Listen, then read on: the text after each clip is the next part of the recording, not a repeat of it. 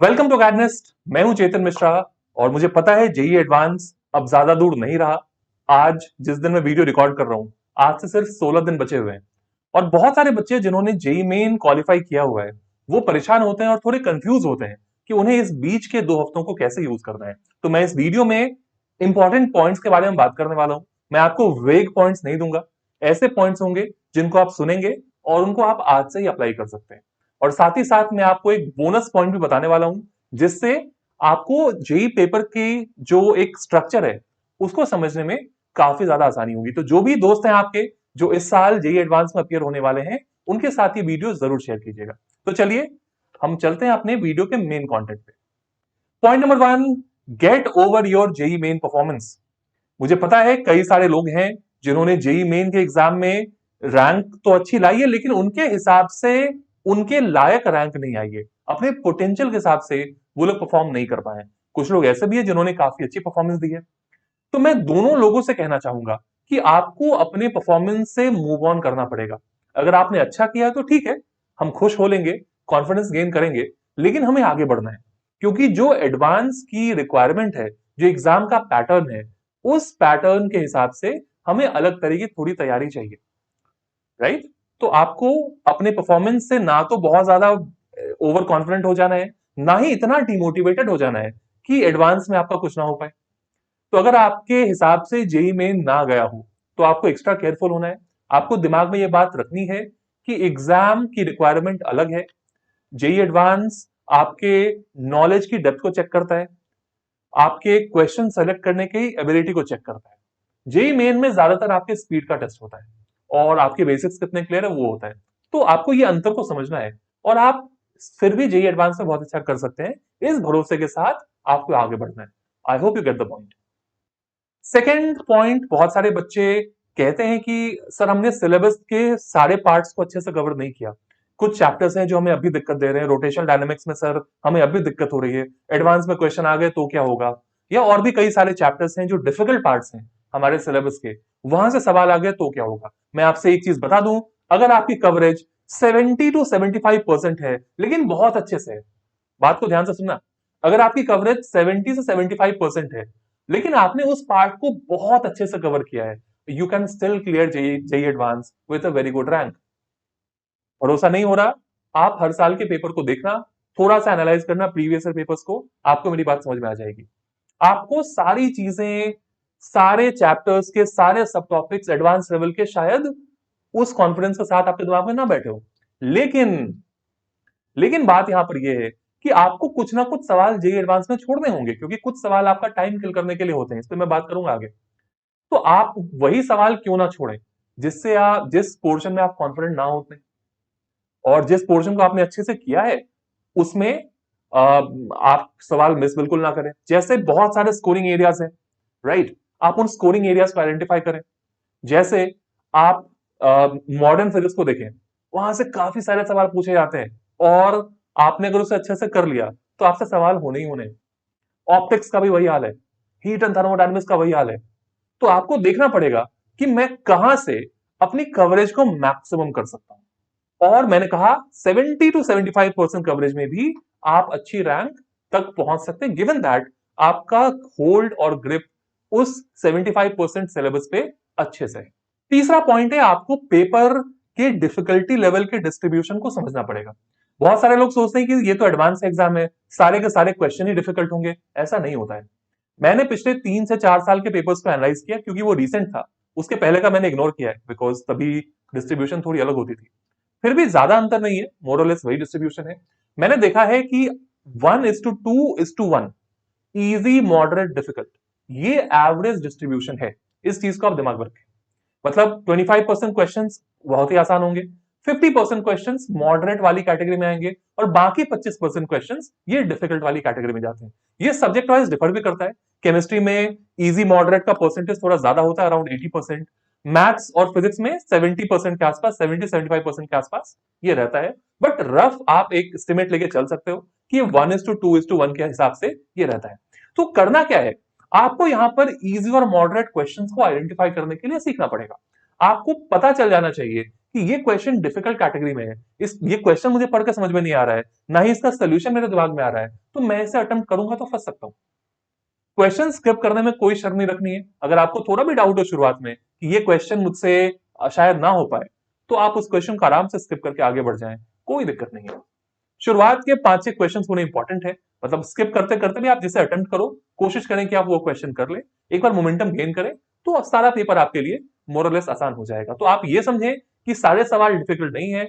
अगर आप इजी और मॉडरेट लेवल क्वेश्चंस को भी अच्छे से टारगेट कर लें, तो भी आप बहुत अच्छा स्कोर एडवांस में ला सकते हैं। इस बात को आप जरूर ध्यान में रखें।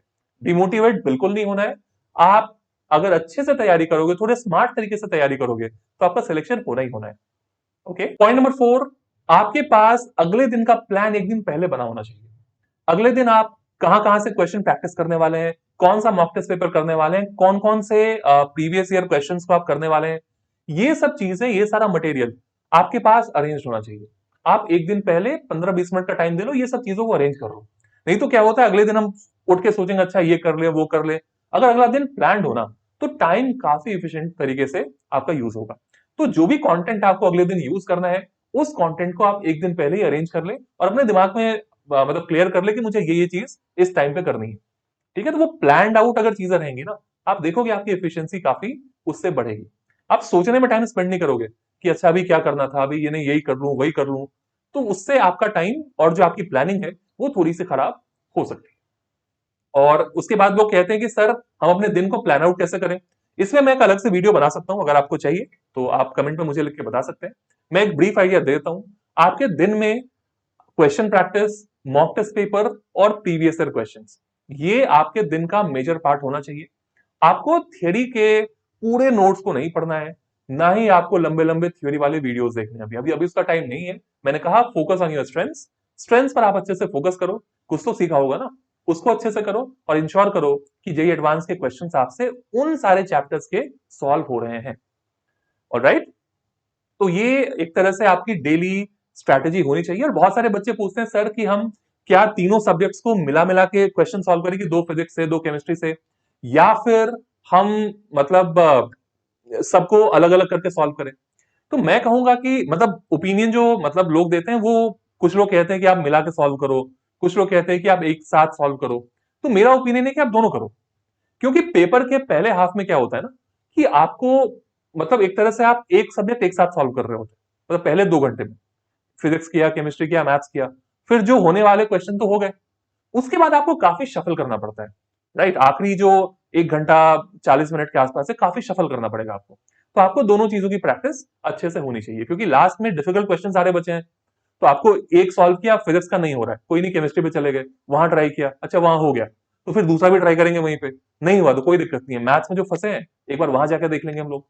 तो ये शफलिंग की भी आदत होनी चाहिए, लेकिन एक सब्जेक्ट पे हम कॉन्सेंट्रेट कर पाए अच्छे से, वो आदत भी होनी चाहिए। तो आपको अपने क्वेश्चन सॉल्व करने के जो स्लॉट है, उनको इस तरीके से मैनेज करना है कि आप शफल भी कर पाए और एक सब्जेक्ट पे फोकस करके भी सॉल्व कर पाए। That's what the target should be. Tip number 5, stay away from random ज्ञान।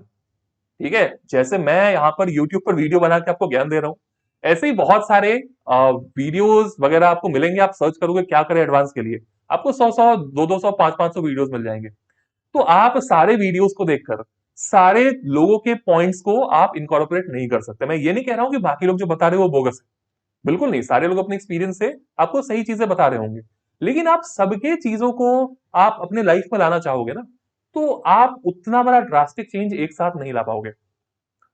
ऑलराइट, आप जिनको मेंटोर मानते हैं, आपका थॉट प्रोसेस जिनके साथ रेजोनेट होता है, जो आपके पढ़ने के तरीके को समझते हैं, जो आपके स्ट्रेंथ्स और वीकनेसेस को जानते हैं, आप उनकी बातों को अगर सुने तो आपको ज्यादा फायदा होगा। तो अपने बहुत सारे मेंटोर्स बिल्कुल ना बनाएं, अपने मेंटोर्स को चुन के बनाएं और उनसे आप आपकी जो प्रॉब्लम्स है आप उनसे उन प्रॉब्लम्स को डिस्कस जरूर कर सकते हैं। एंड फाइनली एक बोनस टिप, आप प्रीवियस ईयर पेपर्स को बहुत ध्यान से देखें। मतलब क्या है, आप प्रीवियस ईयर पेपर को बहुत ध्यान से देखें। आपको ये चीज देखनी है कि किसी पर्टिकुलर चैप्टर से, आप इसमें चैप्टर वाइज जो पीवाईक्यू होगा ना, आप उसको देखें। तो जैसे मैंने चैप्टर पकड़ा Newton's laws of motion, example के लिए बोल रहा हूं, आप सेम चीज कर सकते हैं। तो न्यूटन्स लॉज ऑफ मोशन में मैं देखूंगा कि जेई ने इस चैप्टर से किस तरह का सवाल पूछे हैं। क्या जेई ने इस चैप्टर से 50 पुली, 20 वेज, 10 ब्लॉक यहां वहां जा रहे हैं, क्या ऐसे सवाल जेई पूछता है? क्या आज तक जेई ने पूछा है? ऐसा नहीं कि नहीं पूछ सकता है, बट क्या चांसेस है? आप पीवाईक्यू में चेक करो, वैसे कॉम्प्लिकेटेड सवाल कभी नहीं पूछे गए।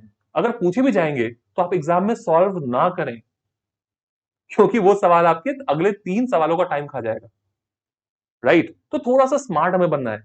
जो बहुत लेंदी लेंदी पार्ट्स हैं, आप एक बार वहां से जरूर चेक करें कि क्या यहां से जेई सवाल पूछता है। रोटेशन का बहुत ही भारी एक कोई पार्ट है, राइट? वहां से जेई ने कितने सवाल पूछे, और जो पूछे वो करने लायक थे या नहीं थे? क्या मैं उस क्वेश्चन को छोड़कर अपना टाइम बचा सकता हूं, या उस क्वेश्चन को एक्स्ट्रा टाइम देकर मैं थोड़े से मार्क्स लूं? होशियारी कहां पर है? इन बातों को जरूर सोचिएगा। तो ये आपको चैप्टर वाइज आप क्वेश्चंस को एनालाइज करेंगे ना, तो आपको पता चल जाएगा कि इस चैप्टर से, अरे भाई मैं तो बेकार में डर रहा हूं रोटेशन से, इससे तो सिंपल प्योर रोलिंग वाला कॉन्सेप्ट और एनर्जी कंजर्वेशन से ही सवाल पूछे जाते हैं, राइट? तो ये आइडिया आपको जरूर होना चाहिए, और इस आइडिया से आपको कॉन्फिडेंस मिलेगा, और आपको पता चलेगा कि किस टाइप के थोड़े ज्यादा सवाल मुझे प्रैक्टिस करने चाहिए। और ये स्मार्ट अप्रोच आपके स्कोर को जरूर ऊपर ले जाएगा। आई होप आप मेरी बात समझ रहे हैं। So that was it for this video. और अगर आपको किसी और टॉपिक पे ऐसे वीडियो चाहिए तो आप मुझे जरूर कमेंट्स में बताएं, और इस वीडियो को अपने दोस्तों के साथ शेयर कीजिएगा जो एडवांस की तैयारी करने वाले हैं। Sharing is caring, as you know. And बहुत जल्दी मिलता हूं आपसे अगली वीडियो में। That's all for this video. Bye.